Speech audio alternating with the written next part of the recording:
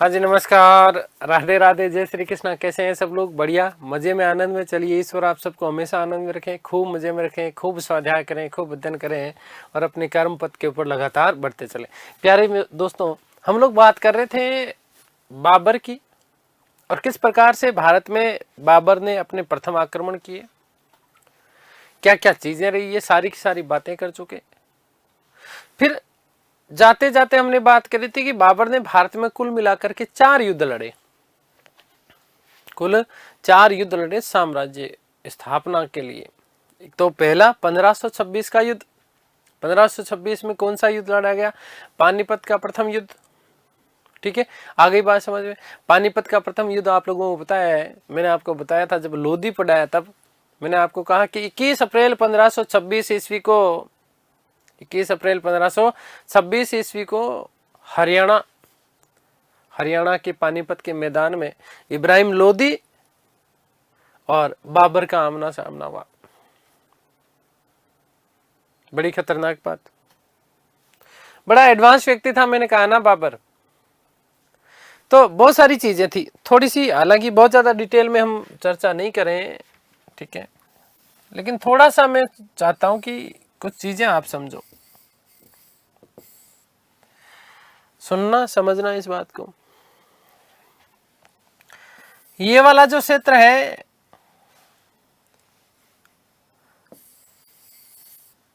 ये राजस्थान वाला क्षेत्र पूरा, इधर बाबर लगातार आक्रमण कर रहा था। इधर हम बात करें ये पूरे के पूरे क्षेत्र की, तो एक तरीके से लोधियों का यहां पर शासन हुआ करता था। राजस्थान का एक व्यक्ति राणा सांगा। कौन? राणा सांगा। राणा सांगा चाहता है कि अपने हिंदुत्व का ध्वज फहराऊं यहां पर दिल्ली पर, भगवा फहराऊं कहां पर? दिल्ली पर। तो दिल्ली के ऊपर नजरें हुआ करती थी किसकी? राणा सांगा की। राणा सांगा की। और राणा सांगा ने इब्राहिम लोधी को पराजित भी किया था। इब्राहिम लोधी को पराजित भी किया था। इधर से यहां से एक निकम्मा आदमी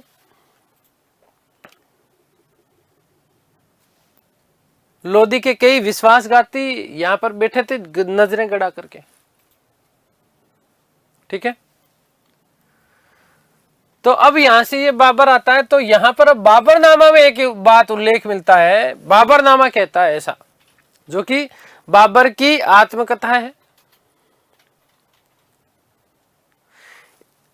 बाबरनामा में ऐसा लिखा हुआ है कि साहब, भारत के ऊपर आक्रमण करने के लिए राजस्थान के शासक राणा सांगा ने जो है निमंत्रण दिया था, क्योंकि वो दिल्ली के ऊपर आक्रमण करना चाहते थे। लेकिन अब इसको मुझे ये बताओ, क्या ऐसा संभव था? क्या ऐसा संभव था जब राणा सांगा स्वयं अपने आप में स्वयंभू थे, और ऐसा वीर क्षत्रिय शिरोमणि व्यक्ति जिसको देख करके जो है लोगों की रूह कांप जाती थी। हिंदुओं का भग्नावशेष कहा गया है। ठीक है, एक आंख में तीर लगी हुई, आंख फूटी हुई, हाथ कटा हुआ, पैर घायल अवस्था में, पैर कटा हुआ। ठीक है, फिर भी इसने जो है अपने प्रतिद्वंदियों को दिन में तारे दिखाई दिए। ऐसा व्यक्ति क्या बाबर से सहायता मांगेगा? नहीं मांगेगा। लेकिन ऐसा उल्लेख मिलता है कि बाबर को जो है भारत पर अब न्योता दिया आक्रमण करने के लिए। किसने? राणा सांगा ने। लेकिन ऐसा मुझे तो कहीं से भी संभव लगता नहीं है। आगे बात समझ क्लियर है? चलिए, खैर, तो पानीपत का युद्ध है ना। अब वहां पर ये सारी की सारी बातें मिलती है, कहां पर है? बाबरनामा में ये सारी की सारी बातें मिलती है कि साहब, राणा सांगा के कहने पर ही जो है बाबर भारत के ऊपर आक्रमण करने के लिए आता है। और हालांकि फिर जो है बाबर ने पानीपत के युद्ध में, माफ कीजिएगा, राणा सांगा ने पानीपत के युद्ध में बाबर का सहयोग नहीं किया। बाबर का सहयोग नहीं किया, इसलिए जो है बाबर ने आक्रमण किया था किसके ऊपर? राणा सांगा के ऊपर, और खानवा का युद्ध लड़ा गया। खानवा का युद्ध लड़ा गया। तो कहीं ना कहीं इस खानवा के युद्ध की भ्रष्टता को बचाने के लिए ये इस प्रकार की किंवदंतियां लिखी गई। खैर, बात करते हैं पानीपत युद्ध की। बाबर द्वारा बाबर के युद्ध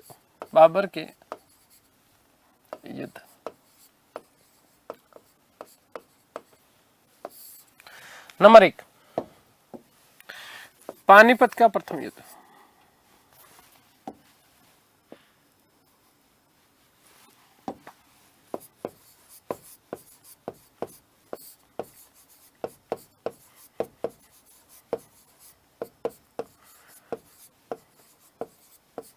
पानीपत का प्रथम युद्ध कब लड़ा गया? 21 अप्रैल 1526 को। कब? तो ध्यान रखना, 21/4/1526 ईस्वी को। कहाँ?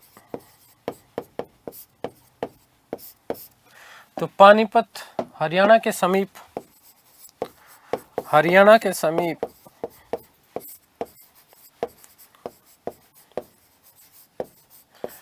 पानीपत नामक मैदान में,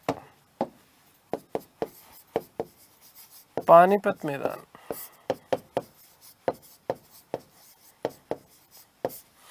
बात करें किसके मध्य? किसके मध्य? तो ध्यान देना, बाबर व इब्राहिम लोदी।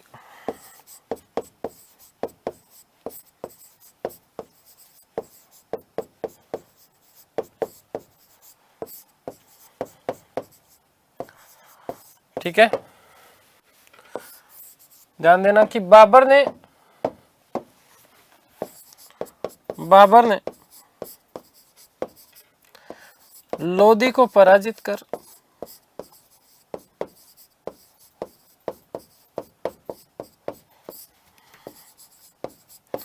मार डाला।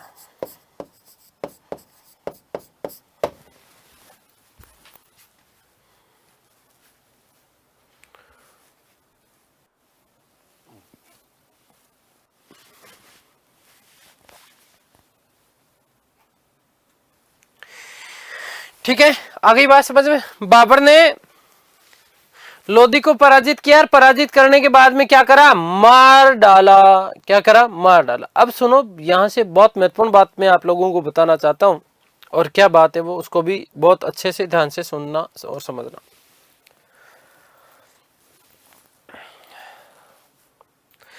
पहली बार क्या चीज? पहली बार इस युद्ध में पहली बार बाबर ने तुलुगुमा युद्ध पद्धति का प्रयोग किया। पहली बार बाबर ने तुलुगुमा युद्ध पद्धति का प्रयोग किया। कौन से युद्ध में? पानीपत के प्रथम युद्ध में। किसके विरुद्ध? इब्राहिम लोदी के विरुद्ध। क्या होता है तुलुगुमा युद्ध पद्धति?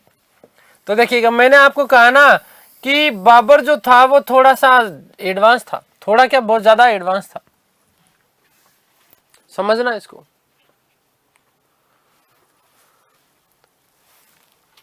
पानीपत के युद्ध में पहले ही आकर के अपनी तैयारियां करने लग गया था ये। ठीक है,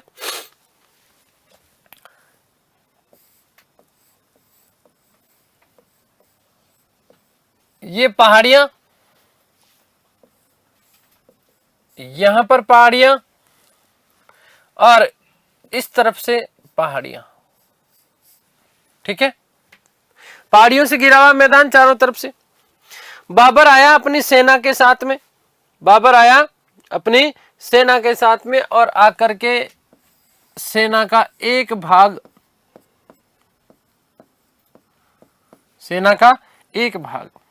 समझना इस चीज को, इस सेना का एक भाग यहां पर सामने, सबके सामने, और बाकी जो सैनिक हैं इसके पीछे। यहां पर एक टुकड़ी पूरी की पूरी, यहां पर एक पूरी की पूरी क्या है? टुकड़ी हो गई। ये लो,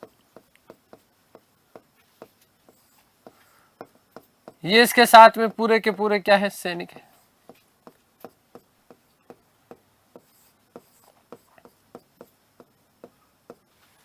ठीक है, अब यहां इस समय ऐसा कहा जाता है कि इब्राहिम लोदी के पास में लगभग 1 लाख की सेना थी। कितनी? 1 लाख की सेना। और बाबर के पास में कुल मिलाकर के जो है सैनिकों की संख्या यदि हम बात करें तो लगभग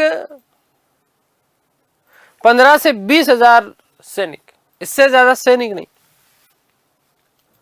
अब उस स्थिति में 1 लाख सैनिकों के ऊपर कैसे पार पाया जा सकता है? मैंने आपको कहा ना कि बाबरनामा में एक उल्लेख करता है कि राणा सांगा ने उसको आश्वासन दिया था कि जब तू दिल्ली के ऊपर आक्रमण करेगा तब मैं इस समय आपका सहयोग करूंगा। आगे बात समझ में क्लियर है? तो यहां पर इस प्रकार से अब ना तो सांगा आया ही नहीं सहायता करने के लिए। अब बार बार इधर उधर से कहीं घोड़े के टापू की आवाज आए और बाबर ऊपर हो के देख रहा, भाई आया क्या सांगा, आया क्या सांगा, आया क्या, आया सांगा, नहीं आया सांगा। बाबरनामा में लिखा है सांगा नहीं आया तो क्या करे जाए। अब इधर से इब्राहिम लोदी आना है, इधर से कौन आना है? इब्राहिम लोदी आएगा और इब्राहिम लोदी के पास में भाई साहब खतरनाक सेना है, 1 लाख की सेना लेकर के, है ना। अब 1 लाख की सैनिक यदि एक साथ टूट पड़े तो 15 से 20 हजार सैनिकों को तो एक थप्पड़ में भी मामला सेट कर सकते हैं। एक थप्पड़ में ही मामला सेट किया जा सकता है। यस और नो? किया जा सकता है ना?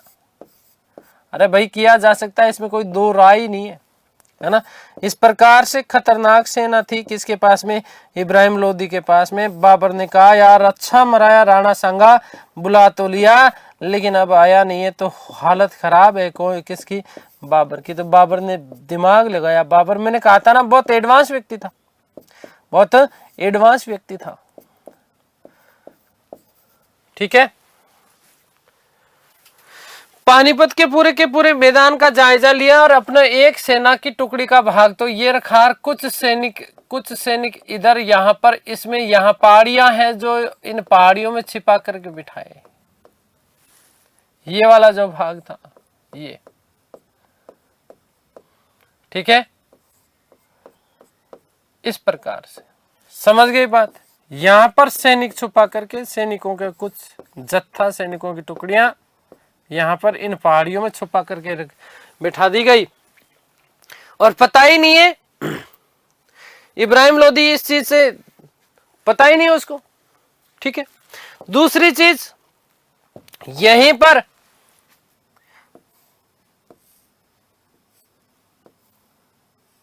ये वाली खतरनाक बात, तोप सजाई गई, तोप रखी गई और इन तोपों को बड़े बड़े रस्सों से बांध दिया गया। तोपों को बड़े बड़े रस्सों से बांध दिया गया। ठीक है, आ गई बात समझ में। और यहां पर एक एक इसके लिए क्या खड़े कर दिए? तोपची खड़े कर दिए।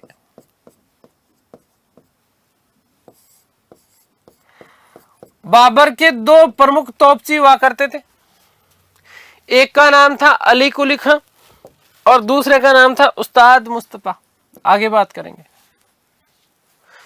ये रस्सियों से इन तोपों को आपस में बांध दिया गया। ठीक है। और इस प्रकार से पूरी की पूरी अब तैयारी करके खड़ा है कौन? बाबर। समझना इस चीज को। इब्राहिम लोदी ये आपका कौन है? ध्यान रखना, बाबर है। बाबर की सेना। समझना इस चीज को। आपने कभी भी ये चीज समझ नहीं पाए कि तुलुगुमा युद्ध पद्धति क्या होता है और तोप वाली पद्धति क्या होती है। समझना इस चीज को। अब यहां से जिस समय युद्ध प्रारंभ हुआ तो ये सारी की सारी रणनीति बना करके बैठा था कौन? बाबर। इस तरीके से पूरी की पूरी तैयारी के साथ में बैठा था। ठीक है। ये तोपची खड़े कर रखे इसने, है ना। तोपें लगा रखी है इसमें बढ़िया सी और पहाड़ियों में इस प्रकार से अपने सैनिकों को इसने क्या कर रखा है? छुपा रखा है। ठीक है। आ गई बात समझ में? क्लियर है ना। ये आपका इसमें तोप में डाल दिया गोला। ठीक है। ये पूरी शिद्दत के साथ में, पूरी तैयारी के साथ में व्यक्ति खड़ा है। इसको देखना ढंग से। जैसे ही इब्राहिम लोदी की सेना ने इधर सामने से आक्रमण करने का प्रयास किया तुरंत दमादम यहां से जो है तोप के गोले बरसाए गए, तोप के गोले बरसाए गए। किसके ऊपर? इब्राहिम लोदी की सेना के ऊपर। आगे बढ़ती गई सेना, बढ़ती गई। 1 लाख की सेना कोई ऐसी खत्म हो जाएगी क्या? नहीं हुई। सामने ये आए, सैनिक टुकड़ियों से आपस में भिड़े, और सैनिक टुकड़ियों से जैसे आपस में भिड़े, इधर से ये छुपे हुए सैनिक यूं इस प्रकार से, क्या इस प्रकार से आकर के चारों तरफ से इनको क्या रहेंगे, आगे और पीछे दोनों तरफ से घेर लिए गए। ध्यान से सुनना, देखो आगे और पीछे दोनों तरफ से, इधर भी बाबर के सैनिक, इधर सामने तोप, बाबर के पीछे सैनिक, सेना का कुछ अगला भाग ये जैसे थकता है, ठीक है, इधर से आक्रमण होती है। कोई से पहाड़ी से ये सैनिकों का जत्था निकल के आता है, 500 सैनिक इधर आ गए, 500 सैनिक इधर से आ गए, 500 सैनिक इधर से आ गए, और ये सब एक साथ युद्ध लड़ने में लड़े हुए। आगे बात समझ में? तो चारों तरफ से पहाड़ियों के माध्यम से घेर करके मारने की विधि, ये विधि कहलाती है तुलुगुमा युद्ध पद्धति। क्या कहलाता है? तुलुगुमा युद्ध पद्धति कहलाता है। ध्यान रखना इस चीज को। और इसी तुलुगुमा युद्ध पद्धति का प्रयोग बाबर ने पानीपत के प्रथम युद्ध में किया। और साथ ही साथ ध्यान रखना, साथ ही साथ क्या तोप सजाई गई, क्या सजाई गई है? तोप सजाई गई। और इस तोप सजाने की विधि को हम बोलते हैं उस्मानी विधि। क्या बोलते हैं इसको? उस्मानी विधि, या इसी को बोलते हैं रूमी विधि। क्या बोलते हैं बेटा? रूमी विधि। याद रखना। आगे बात समझ क्लियर है?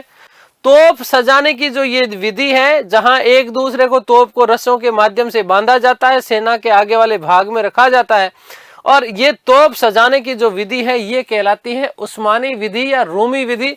और छिपकर के पहाड़ियों में चारों तरफ से बाद में सेना को छिप करके और बाद में इस सेना को घेर करके चारों तरफ से आक्रमण करने की जो विधि है, ये आपकी क्या कहलाती है? तुलुगुमा युद्ध पद्धति कहलाती है। क्या कहलाती है? तुलुगुमा युद्ध पद्धति कहलाती है। अब कई गाइड वाले क्या है, इसका गड़बड़ झाला करते हैं, है ना। तुलुगुमा युद्ध पद्धति और उस्मानी पद्धति दोनों अलग अलग है। तोप सजाने की विधि जो होती है वो तुलुगुमा युद्ध पद्धति होती है, ठीक है, माफ करना, उस्मानी विधि होती है। और पहाड़ियों में छिपकर चारों तरफ से घेर करके आक्रमण करने की जो विधि होती है, इसी विधि को हम क्या बोलते हैं? तुलुगुमा युद्ध पद्धति। और ये तुलुगुमा युद्ध पद्धति जो है वस्तुतः सेबानी खां के द्वारा सिखाई गई थी। किसको? बाबर को। और सेबानी ये वही है जिसने खाने जहां के साथ में क्या किया था? विवाह किया था। सरायुपाल के युद्ध की हम लोग चर्चा कर चुके हैं। अब आगे क्या बात समझ में क्लियर हो गई ना ये बात? तो ध्यान रखना कि बाबर ने पहली बार, इंपॉर्टेंट, बाबर ने पहली बार इसमें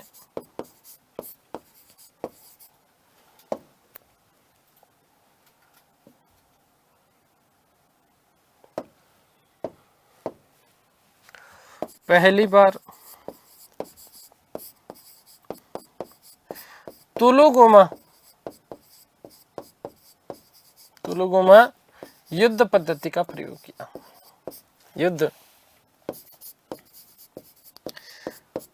पद्धति का प्रयोग किया। आगे बात समझ क्लियर है? क्या होती है तुलुगुमा युद्ध पद्धति?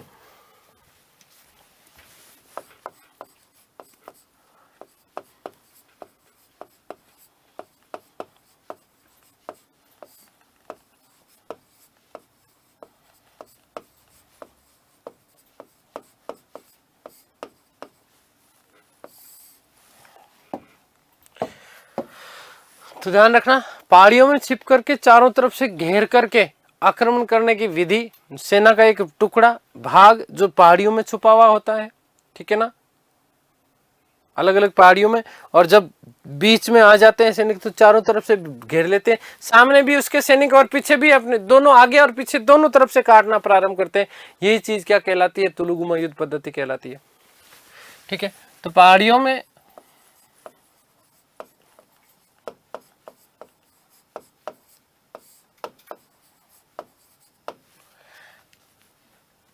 छिपे हुए सैनिकों के एक भाग के द्वारा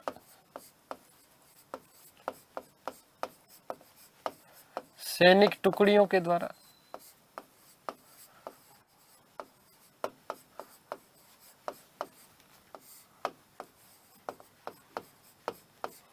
दुश्मन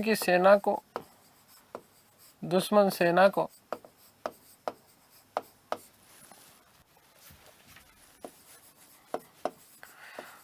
चारों तरफ से घेर कर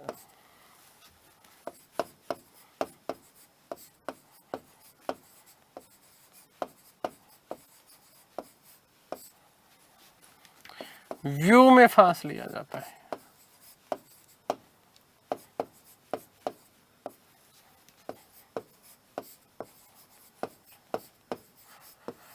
युद्ध करना क्या कहलाता है आपका? तुलुगुमा युद्ध पद्धति कहलाता है। आगे बात समझ क्लियर है कोई ना बात? चारों तरफ से घेर लेते थे, ये विधि थी एक, ठीक है। दूसरा उस्मानी विधि।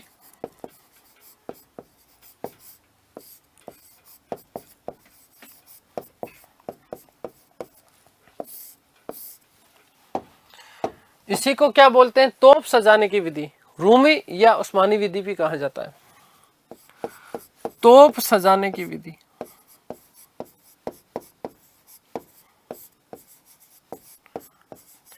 देखो, पहली बार तोप खाने का प्रयोग भेरा के युद्ध में, पहली बार तुलुगुमा युद्ध पद्धति का प्रयोग पानीपत के युद्ध में, ठीक है। दोनों अलग अलग है, ध्यान रखना। अब कई लोगों ने इसको मिक्स करने का प्रयास करते हैं, दोनों अलग अलग है बेटा। पहली बार तोपखाना का प्रयोग पंजाब भेरा वाले आक्रमण में, पहली बार तुलुगुमा युद्ध पद्धति प्लस तोपखाने का प्रयोग पानीपत। दोनों साथ चीजें एक साथ कब हुई है? पानीपत के युद्ध में। इसे रूमी विधि भी कहा जाता है।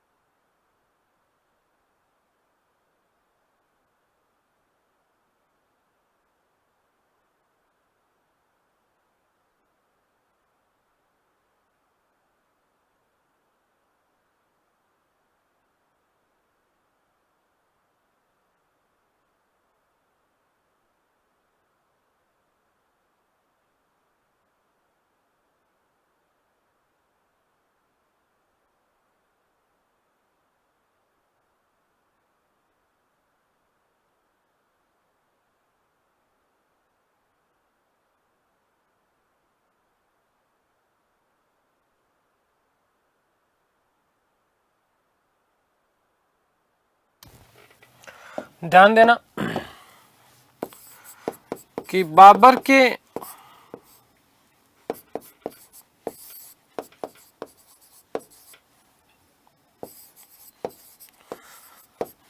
दो प्रमुख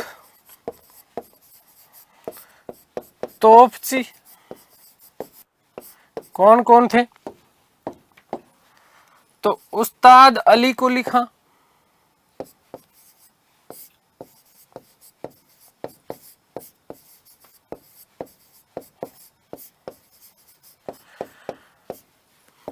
तुर्क मूल का था, ध्यान रखना, और ये तोप खाने का अध्यक्ष था। तोप खाने का अध्यक्ष भी था, ध्यान रखना। इसके अलावा मुस्तफा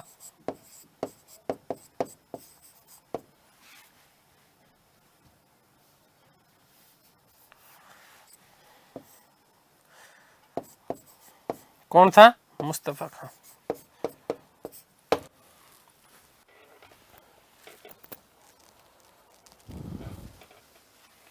ठीक है, आगे बात समझ। ये दोनों विधियां याद रखना आप। कौन कौन सी? एक तो देखो बता दिया तुलुगुमा युद्ध पद्धति, ठीक है ना, मतलब एक तरीके से सैनिक टुकड़ियों के द्वारा चारों तरफ से घेर करके, है ना, पीछे की तरफ से आक्रमण कर लिया जाता है। आगे का सेना का भाग वैसे ही होता है, तो एक व्यू की रचना होती है, ठीक है। भारत में बाबर के दो प्रमुख तोपची कौन कौन थे? एक तो उस्ताद अली कुली खां था, जो कि तोपखाने का अध्यक्ष हुआ करता था, और साथ ही साथ मुस्तफा खां। कौन? मुस्तफा खां। देखो ध्यान से सुनना, इस पानीपत युद्ध में विजय के साथ ही भारत में मुगल साम्राज्य की क्या पड़ गई? नींव पड़ गई। एक इतिहासकार हुए जिनका नाम था रसब्रुक विलियम। इस रसबुक विलियम ने एक बात कही कि पानीपत युद्ध में विजय के साथ ही बाबर के इधर उधर भटकने के दिन गए। बाबर ने पानीपत में जो विजय की, ये पानीपत की विजय उसकी बहुत बड़ी विजय थी, हुआ करती थी। इब्राहिम लोदी को पराजित किया, इसके साथ ही भारत जैसा महान देश उसे साम्राज्य करने के लिए मिल गया, तो बड़ी खुशी की बात थी। तो इसी देखो इब्राहिम लोदी को पराजित करने के खुशी में एक तो पानीपत की संभल मस्जिद का निर्माण करवाया उसने। पानीपत की संभल मस्जिद का निर्माण इब्राहिम लोदी को पराजित करने के खुशी में करवाया। दूसरी चीज, पानीपत विजय के बाद में अब जो है बाबर कहां पर जाता है, काबुल जाता है। काबुल जाने के बाद में वहां पर विजय उत्सव मनाता है। काबुल के प्रत्येक निवासी को उसने चांदी का एक एक सिक्का दिया, और इन्हीं कारण से, इसी कारण से बाबर को कलंदर कहा जाता है। बाबर को क्या कहा जाता है? कलंदर कहा जाता है। इस बात की ध्यान रखिएगा, ठीक है। तो पानीपत विजय के साथ ही भारत में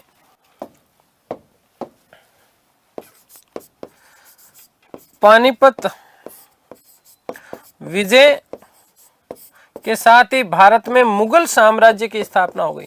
मुगल साम्राज्य की स्थापना।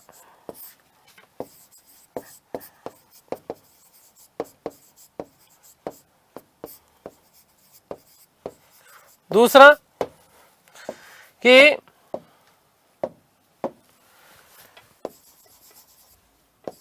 विजयोत्सव मनाने हेतु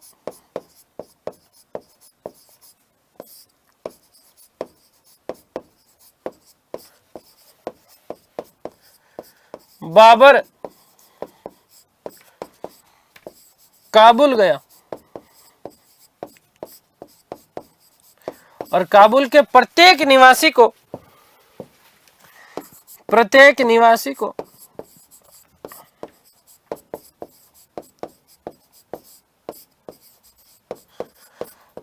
चांदी का एक सिक्का,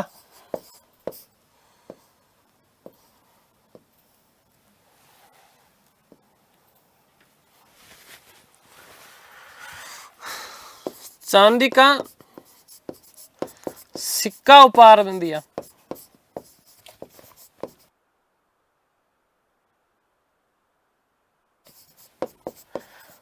और इसी कारण, इसी दानवीरता के कारण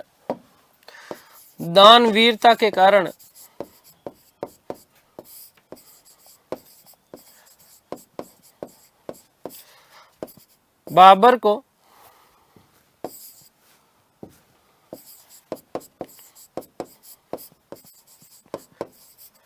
कलंदर कहा जाता है।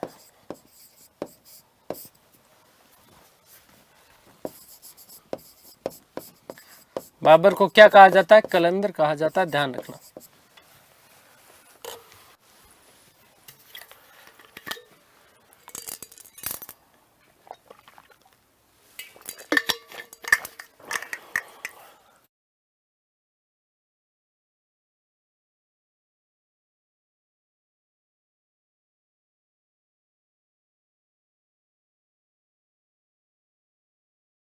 अगली बात समझ में, तो इस प्रकार से मुगल साम्राज्य जाता है कौन? बाबर, पानीपत प्रथम विजय के बाद में, और वहां जाकर के वहां के प्रत्येक निवासी को एक एक चांदी का सिक्का वो क्या देता है? दान में देता है। और इसी कारण उसको क्या कहा जाता है? कलंदर की उपाधि दी गई थी, ध्यान रखना ये बात।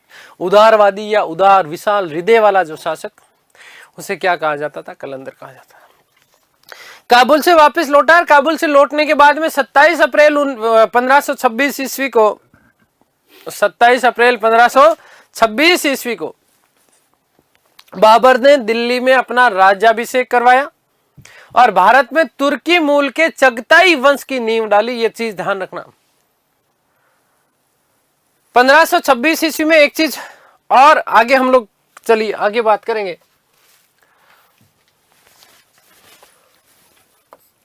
कि काबुल से लौटकर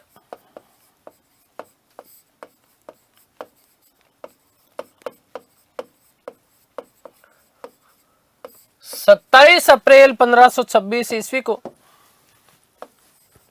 27/4/1526 ईस्वी को बाबर ने दिल्ली में अपना राज्याभिषेक करवाया।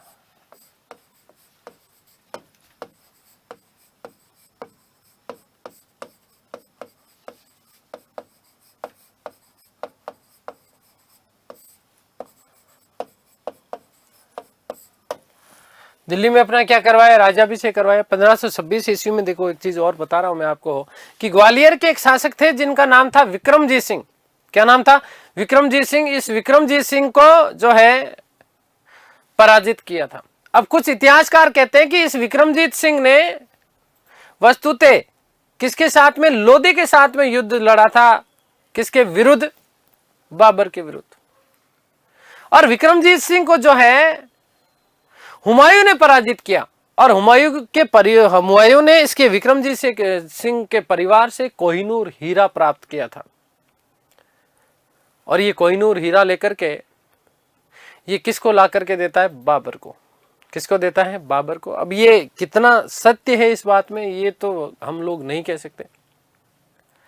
तो पानीपत युद्ध का असर ये हुआ भारत में, एक तो ध्यान रखना कि लोधी वंश का पतन हो गया है और मुगलों का उदय हुआ और साथ ही साथ भारतीय व मुगल शैली का क्या हुआ? एक तरीके से समन्वय हुआ। क्या हुआ? समन्वय। एक नोट लगा के लिख रहा हूं मैं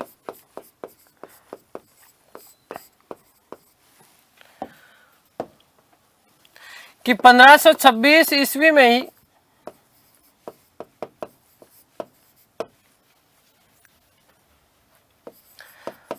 बाबर ने ग्वालियर के शासक ग्वालियर पर आक्रमण हेतु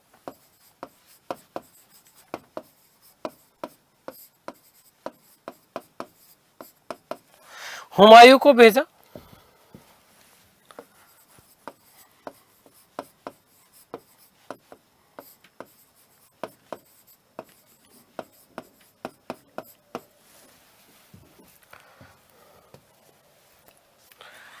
हुमायूं ने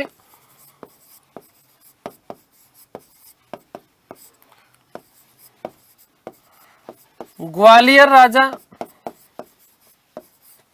ग्वालियर एमपी मध्य प्रदेश, विक्रमजीत सिंह को पराजित किया।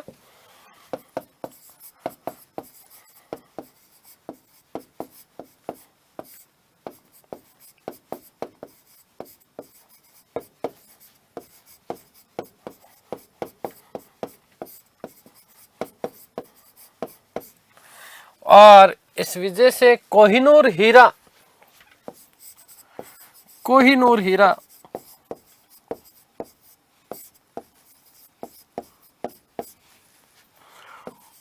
हुमायूं को मिला।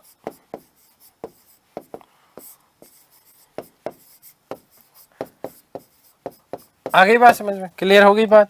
तो ये बात थी। अब जो हम बात करने वाले हैं, बात करेंगे बेटा खानवा युद्ध की।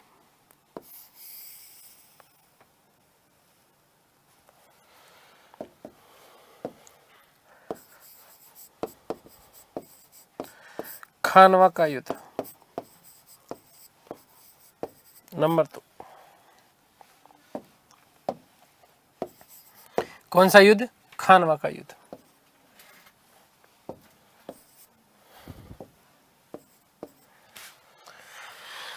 खानवा युद्ध का कारण क्या था? एक तो मैंने आपको बताया कि बाबरनामा में ऐसा बाबर स्वयं उल्लेख करता है कि राणा सांगा ने उसको भारत पर आक्रमण करने के लिए बुलाया था। अब वस्तुतः यहां पर 2 3 4 चीजें मिलती है। आगे बात करेंगे, मैं नोट लगा के लिखूंगा। एक तो इब्राहिम लोदी का चाचा था आलम खां लोदी। कहानी है बड़ी, थोड़ी आगे बात करेंगे। खैर ध्यान से सुनना कि बाबर ऐसा कहता है कि उसने पानीपत के युद्ध में बाबर को उसने सहयोग नहीं दिया था क्योंकि उसने खुद ने बाबर को न्योता देकर के बुलाया। और दूसरी चीज, पानीपत के युद्ध में जब उसे विजय मिल गई तो बाबर को उसने बादशाह स्वीकार करने से मना कर दिया कि मैं तेरे को बादशाह नहीं मानूंगा। और तीसरा कारण क्या कि राणा सांगा स्वयं दिल्ली के ऊपर हिंदू साम्राज्य की नींव रखना चाहता था। हिंदू साम्राज्य की क्या रखना चाहता था? नींव रखना चाहता था। अब दो महाशक्तियां लड़ने वाली है, क्योंकि यहां पर बाबर ने भी अपनी शक्ति का उत्थान कर लिया है, ठीक है। और दूसरा वो तो है ही वीर शिरोमणि, ठीक है। कारण क्या है?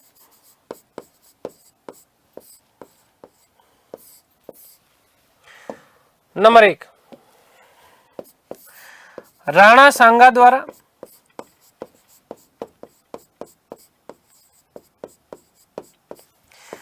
पानीपत के युद्ध में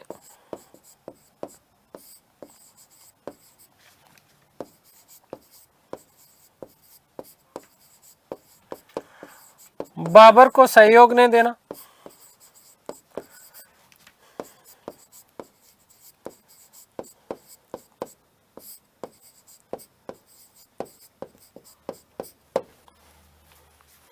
नंबर 2,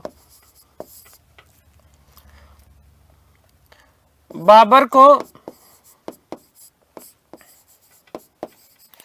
बादशाह स्वीकार नहीं करना।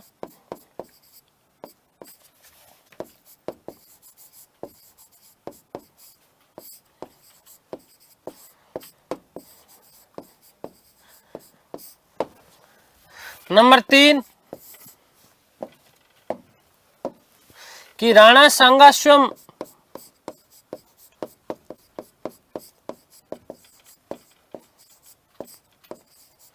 दिल्ली पर अधिकार करना चाहते थे।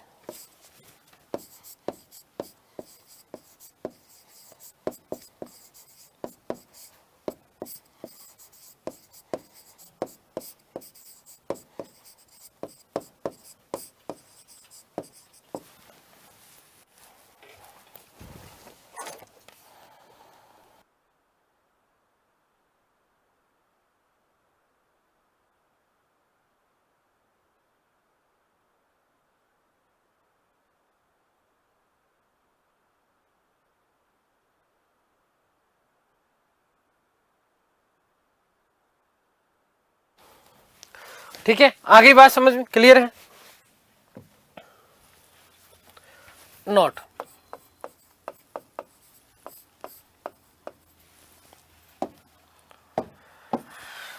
अब मैं वो बात लिख रहा हूं कि बाबरनामा के अनुसार, किसके अनुसार?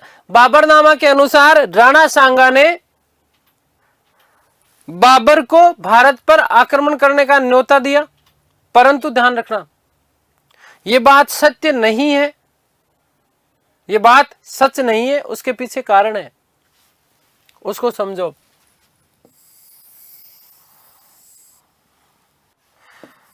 दिल्ली शासक कौन है? इब्राहिम लोदी।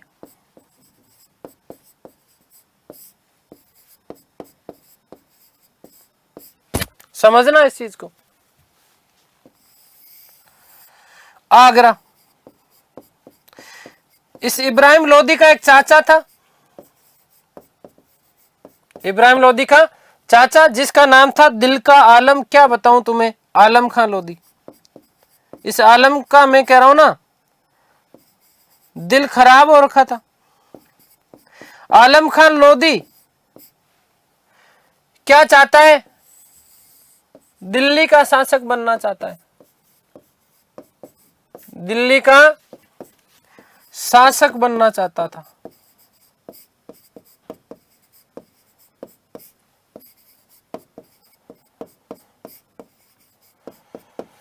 ठीक है। पंजाब, और पंजाब का एक सूबेदार है,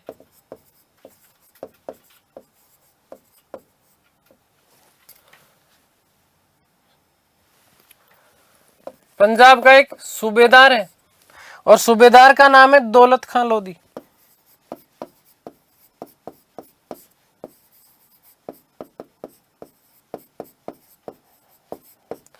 क्या करना चाहता है? दिल्ली के ऊपर शासन करना चाहता है, शासन चाहता है। किसके ऊपर? दिल्ली पर। इसके पीछे कारण क्या था? इस इब्राहिम लोदी ने दौलत खां लोदी के बेटे के साथ में क्रूर अपमान किया। बेटे के साथ इब्राहिम लोदी ने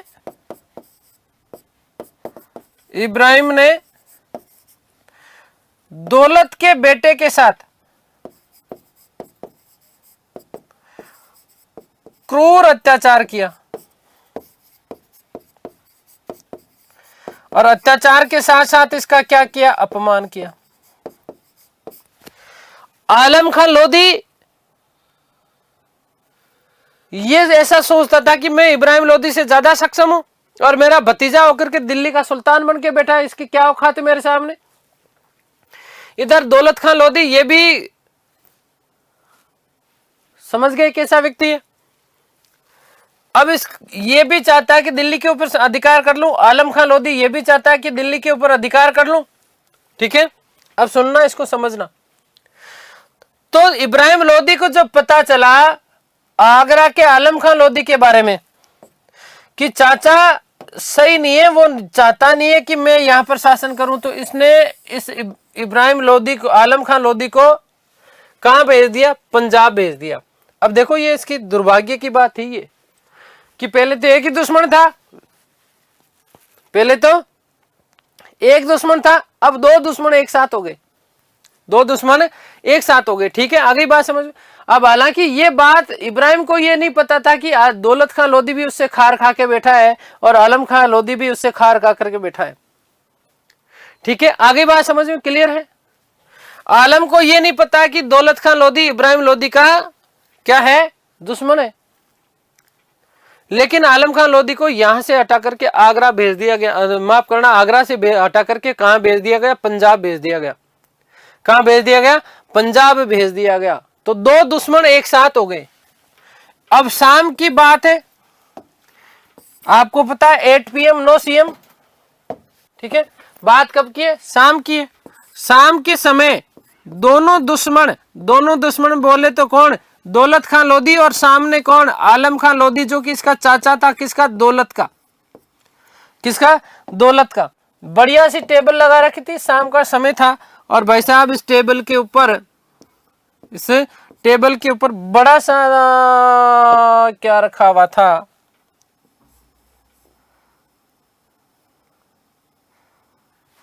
भावनाएं समझ जाना आप।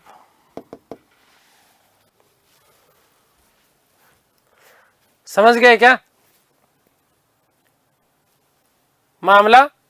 ठीक है, दोनों ने दो दो पेग पिए। दो पेग पीने के बाद में धीरे से इसके दिमाग से निकला, किसके दिमाग से? तीर। दौलत खां लोदी के दिमाग से निकली बात क्या?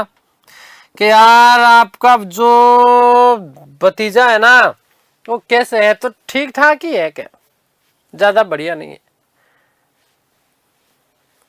कील मारा एक। तो तुरंत प्रभाव से इसने कहा, किसने? आलम कहीं का भतीजा, वो जो शासक तो मुझे बनना चाहिए वहां का, लेकिन अब दुर्भाग्य से वो बन करके बैठा है। तो दोनों दुश्मन एक हो गए। दुश्मन एक हो गए तो यार मेरे भी उससे दुश्मन, ये ऐसा करेंगे, आप तो दिल्ली के क्या बन जाना? सुल्तान बन जाना। इसका पत्ता अपन कर देते साफ। आप दिल्ली के सुल्तान बन जाना और आधा साम्राज्य मुझे दे देना, इससे ज्यादा मुझे कुछ नहीं चाहिए। ठीक है, लेकिन यार पीते पीते ये बात करा कि चल ठीक है भाई इब्राहिम, बात तो तेरी सही है, तू मुझे ये बता दौलत। आलम कहता है, दौलत तू मुझे ये बता कि तेरे पास सैनिक कितने? कि सैनिक तो यार मेरे पास 5000 है। कितने हैं? 5000। तो फिर ये दौलत कहता है कि आलम तू बता तेरे पास कितने सैनिक है? कि मेरे पास भी लगभग 5 से 7 हजार सैनिक है। कितने? 5 से 7 हजार सैनिक है। तेरे बाप इब्राहिम लोदी के पास में 1 लाख की सेना है। कितने? 1 लाख की सेना है और मार मार के जमुरा बना देगी। फालतू की बकवास मत करे। उतर गई दोनों की। आ गई बात समझ? क्लियर हो गई? अब क्या करें कि यार उधर राजस्थान में एक व्यक्ति है राणा सांगा, वो सहायता कर सकता है। तो उसने कहा देख राजपूत है, भिगा भिगा के मारेंगे। ठीक है ना, छाप के दे के मारेंगे, ठीक है ना, हालत खराब कर देंगे, उसके पास तो जाना ही नहीं। उसकी औकात तो वैसे भी इतनी है खुद की कि वो चाहे तो खुद अकेला दिल्ली के ऊपर क्या कर सकता है, आक्रमण करके और दिल्ली को जीत सकता है। तो क्या कह रहे, एक उधर से एक लुटेरा आता है। कौन आता है, लुटेरा आता है। और लुटेरा कौन है, बाबर आता है कि छोटी मोटी लूट वूट करके गया था, वो भेरा में करके गया है ना, पेशावर में करके गया, मुल्तान में करके गया, जो है दीपालपुर में करके गया बाबर। कौन, बाबर के उससे सांठ गांठ करो तो ऐसा देखो, सुनो, ये इन दोनों लोगों ने वस्तुतः मूल रूप से कौन, एक तो दौलत खां लोधी ने, किसने, दौलत खां लोधी ने और आलम खां लोधी ने मिलकर के न्योता दिया था किसको, बाबर को, भारत के ऊपर आक्रमण करने के लिए। और ऐसा कहा जाता है कि जब पानीपत का प्रथम युद्ध लड़ा गया तो इस युद्ध में आलम खां लोधी और दौलत खां लोधी जो कि पंजाब का सूबेदार हुआ करता था, ठीक है ना, इन दोनों की संयुक्त सेना भी बाबर की सेना के साथ में थे, इसलिए कुल मिलाकर के 20,000 सैनिक हुए थे। आगे बात समझ क्लियर है। तो बाबरनामा के अनुसार जो बातें लिखी गई है वो यथार्थ रूप में क्या है, गलत है।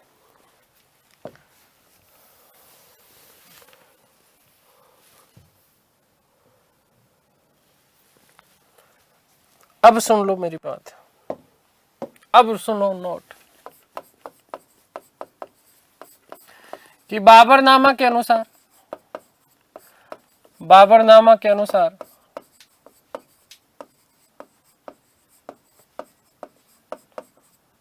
बाबरनामा के अनुसार राणा सांगा ने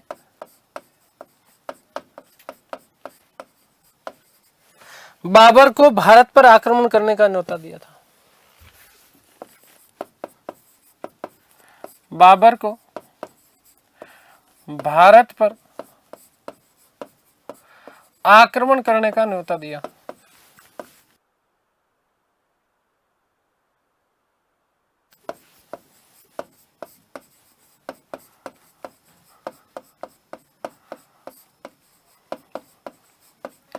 ठीक है,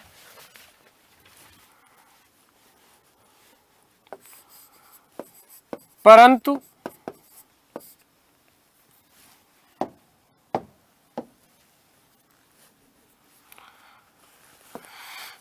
यह बात सच नहीं है।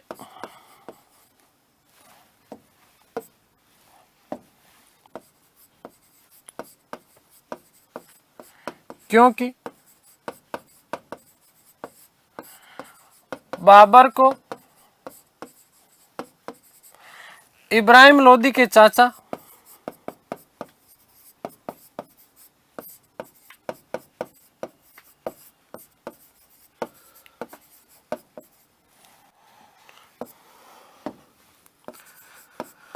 आलम खां लोधी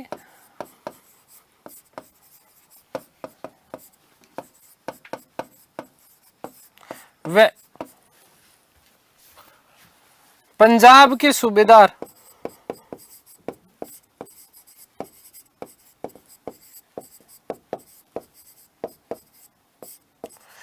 दौलत खां लोधी ने बुलाया था।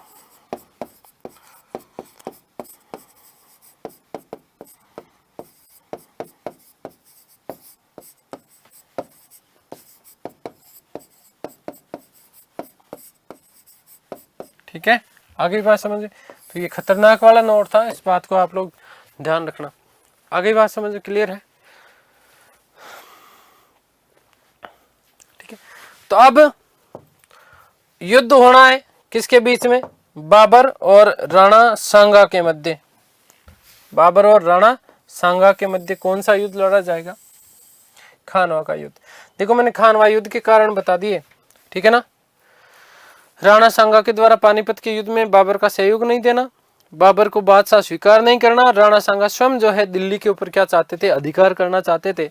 और अब यहाँ पर चूंकि बाबर ने साम्राज्य स्थापित कर दिया दिल्ली में, ठीक है, अब ये राजस्थान जीके की दृष्टि से तो आपका महत्वपूर्ण है, ठीक है, लेकिन इंडिया हिस्ट्री में इतना हम लोग डिटेल में नहीं पढ़ेंगे, लेकिन फिर भी थोड़ी थोड़ी कुछ चीजें बता देता हूँ कि राणा सांगा ने इस युद्ध की विजय के लिए पाती पेरवन नामक प्रथा अपनाई थी और इस नीति के तहत समस्त राजाओं को एकत्रित किया था। जैसे बात करें तो चंदेरी से आए थे मेदिनी राय, मेवात से हसन खां मेवाती और बाद में सलदी तंवर। ये सलदी तंवर ने लास्ट समय में राणा सांगा को धोखा दिया था और धोखा देने के बाद में वो जो है बाबर के पक्ष में हो गया था। आमेर से एक व्यक्ति आए थे जिनका नाम था पृथ्वीराज कछवाए। क्या नाम था? पृथ्वीराज कछवाए। याद रखना, सांगा जब घायल हुए इस युद्ध में तो उन्हें कालपी पहुंचाया था। मारवाड़ से राव गांगा के पुत्र मालदेव। बीकानेर के शासक शामिल हुए थे जिनका नाम था कल्याणमल। सादड़ी के झाला अज्जा। मोस्ट इंपोर्टेंट प्रश्न बनता है झाला अज्जा से, राजस्थान जीके के दृष्टिकोण से, क्योंकि ये वही झाला अज्जा जिन्होंने खानवा के युद्ध में जब राणा सांगा घायल हुए तो घायल होने के बाद में राणा सांगा का छत्र जो है उन्होंने धारण किया। ध्यान रखना, आमेर के पृथ्वीराज कछवा ने सांगा को कालपी पहुंचाया था घायल होने के बाद, और जबकि सादड़ी के झाला अज्जा ने सांगा के घायल होने के बाद में राजकीय छत्र अपने जो है सिर पर धारण किया था, ताकि दुश्मनों को पता नहीं चले कि सांगा घायल हो चुके हैं युद्ध में और उन्हें यहां से बाहर पहुंचा दिया गया है। आगे बात समझ में क्लियर है ना? तो ये बात ध्यान रखना। सिरोही के एक शासक थे जिसका नाम था अखेराज। ईडर, गुजरात से व्यक्ति आए थे भारमल। अफगान से इब्राहिम लोदी का भाई महमूद लोदी। ठीक है, महमूद लोदी इब्राहिम लोदी का भाई था जो कि अफगानिस्तान से आया था खानवा के युद्ध में लड़ने के लिए। इन समस्त राजाओं ने राणा सांगा का सहयोग किया था। कौन से युद्ध में? खानवा के युद्ध में। ये दुर्भाग्य से जो है खानवा का युद्ध पराजित हो गए थे। राणा सांगा की ओर से गुजरात के ब्राह्मण भी शामिल हुए थे वस्तुतः इस युद्ध में। ये चीज भी आप लोग विशेष रूप से ध्यान रखना, ठीक है ना? तो ध्यान देना कि इतने सारे लोग होने के बावजूद भी जो है राणा सांगा इस युद्ध में क्या हो गए थे? पराजित हो गए थे। खानवा का युद्ध की हम लोग बात कर लेते हैं। देखिएगा, खानवा के युद्ध की हम बात करें तो खानवा कहां पर है? खानवा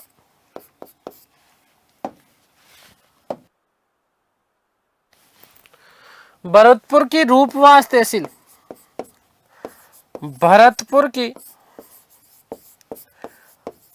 रूपवास तहसील, भरतपुर बोले तो राजस्थान, ठीक है। रूपवास तहसील में स्थित है, तहसील में स्थित है।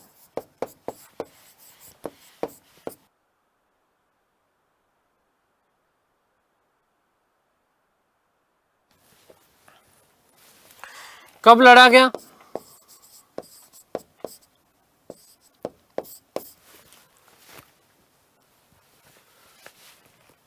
तो ध्यान देना 17 मार्च 17/3/1900 माफ करना 1527 ईस्वी, 1527 ईस्वी।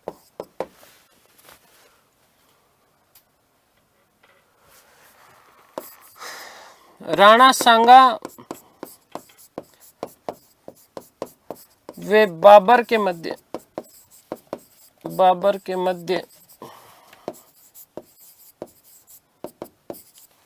ध्यान देना, बाबर विजय रहा, बाबर विजय रहा।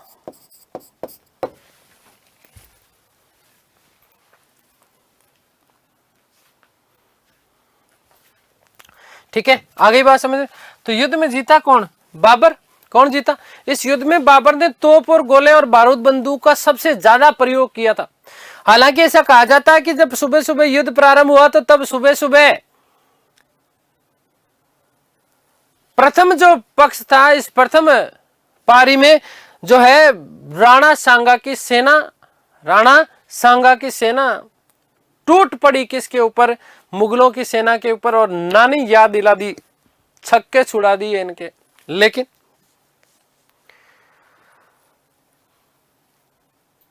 अत्यधिक गोला बारूद और तोप का प्रयोग किया गया, तोप खाने का प्रयोग किया गया। किसके द्वारा? बाबर के द्वारा। और इसी कारण लास्ट में शाम को संध्या होने से पहले पहले राणा सांगा की आंख में एक तीर लग जाता है। राणा सांगा घायल हो जाते हैं और पृथ्वीराज जो है उनको वहां से निकाल करके कालपी पहुंचाते हैं। झाला अज्जान ने राणा के छत्र को क्या किया था, अपने सिर पर धारण किया था। हालांकि इस युद्ध से पूर्व, देखो ध्यान से सुनना, खानवा के युद्ध से पूर्व बाबर की सेना जो है वो तैयार नहीं थी। बाबर की सेना तैयार नहीं थी, क्योंकि बाबर की सेना ने कहा है तू बाबर हमें मरवाएगा, तू तो ड्रम के ड्रम दारू पीता है, तेरा कोई भरोसा नहीं है, तेरा कोई भरोसा नहीं है, मरवा देगा और राजपूत एक को भी नहीं छोड़ेंगे, तेरी तोप वोप तो वो खुद उठा करके ले जाएंगे कांधों पे लांद करके, इतने खतरनाक है राजपूत राजा। और हमें इसका पहले वो स्वाद चखा चुके, मरवाएगा तू हमें, तेरे तो दारू के नशे में रहेगा तू, हमें पता नहीं चलेगा कि कब क्या कैसे हो गया। तो बाबर ने कहा ये बात, हाँ आज के बाद शराब नहीं पीऊंगा, आज के बाद शराब नहीं पीऊंगा। तो उसने शराब के बर्तन तोड़े, शराब पीना छोड़ा और साथ ही साथ उसने इस युद्ध को जिहाद का नारा दिया। जिहाद का नारा का मतलब यह होता है कि धार्मिक युद्ध बताया इसको। उसने कहा कि यह धर्म युद्ध है, अगर विजय मिली तो तुम्हें स्वर्ग मिलेगा और यदि तुम हार गए तो तुम्हें क्या मिलेगा, नरक मिलेगा। यदि इसमें जीत गए तुम तो स्वर्ग की अप्सराएं आएंगी और आने के बाद में आपको वो अपने साथ में लेके जाएंगी। आगे बात समझ में, ये धार्मिक युद्ध है, ये धर्म युद्ध का चर्चा जो है इसको नारा देता हूं मैं, जिहाद का नारा। और साथ ही साथ सैनिकों के ऊपर लगाए जाने वाले तमगा नामक जो कि एक व्यापारिक कर हुआ करता था, इस व्यापारिक कर को जो है उसने क्या कर दिया था, माफ कर दिया था। आगे बात समझ क्लियर है। इसी युद्ध के दौरान राणा सांगा की पत्नी कर्मावती, और इस कर्मावती से भी बाबर मिलता है, और बाबर ने इसी युद्ध के दौरान राणा सांगा की पत्नी कर्मावती या करेमेती या कर्णवेती, तीन नाम मिलते हैं, उन्हें अपनी धर्म पुत्री होने का बात कही थी। उन्हें हिंदू पुत्री कहकर के संबोधित किया था किसने, बाबर ने। बाबर महिलाओं का बहुत ज्यादा सम्मान करता था, ये चीज आप लोग विशेष रूप से ध्यान रखना। और इसी कारण बाद में जब गुजरात के शासक बहादुर शाह ने घेरा डाला था चित्तौड़ का, तो इसी समय रानी कर्मावती ने हुमायूं को रक्षा करने के लिए राखी भेजी थी। आगे बात समझ क्लियर है। तो देखिएगा, नोट कि खानवा के युद्ध से पूर्व, खानवा के युद्ध से पूर्व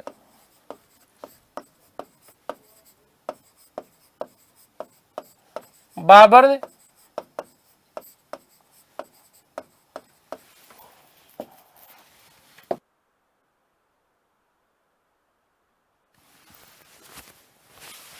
शराब पीना छोड़ा, शराब पीना छोड़ा, शराब के बर्तन तोड़े, शराब के बर्तन तोड़े। नंबर 2, इस युद्ध को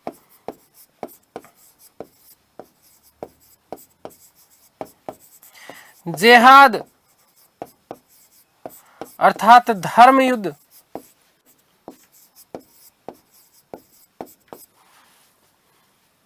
घोषित किया।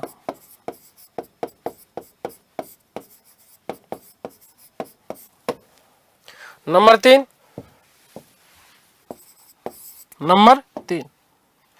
कि सैनिकों पर लगने वाले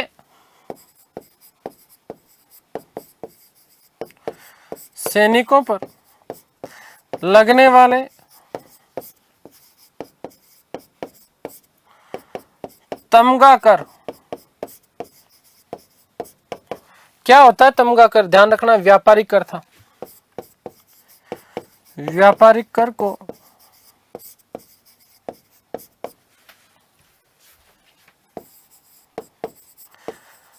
माफ कर दिया।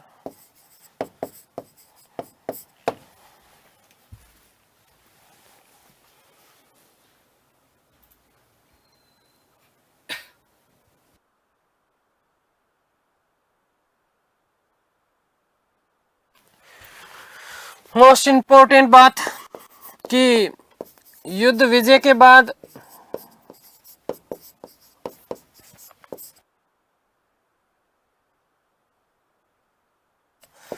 गाजी की उपाधि धारण की।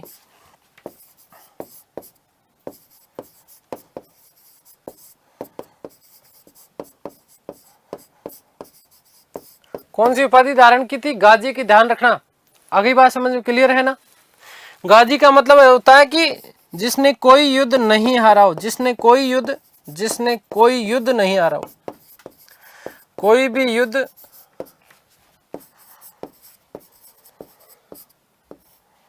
हारा नहीं हो, हारा नहीं हो। ठीक है, मोस्ट इंपोर्टेंट बात नोट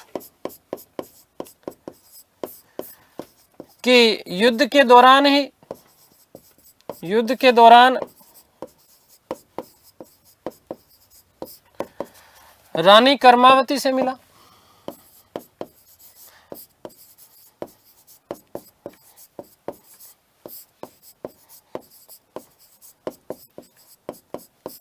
उन्हें हिंदू पुत्री कहकर के संबोधित किया, उन्हें अपनी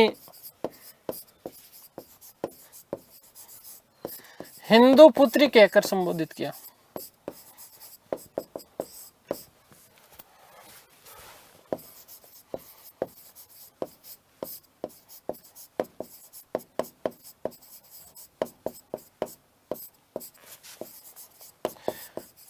क्या कहा? हिंदू पुत्री कहकर के क्या कहलाता है, उसने संबोधित किया था। क्योंकि महमूद लोदी इब्राहिम लोदी का भाई था। ठीक है, इब्राहिम लोदी का क्या था? भाई था।